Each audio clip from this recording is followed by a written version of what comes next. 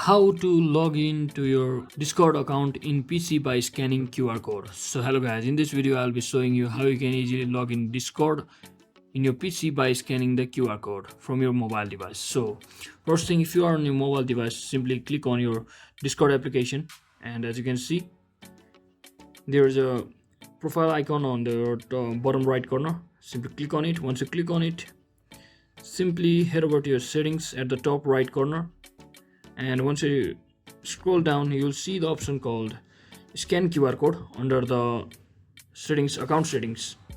Simply click on the scan QR code, and once you click on it, you can make sure you have turned it on your PC and wait for some time for it to confirm. So that is it guys, that's exactly how you can log in your Discord account on your PC by scanning through your mobile device. So hope this video was helpful. If it was, don't forget to like and subscribe to the channel. See you on the next one.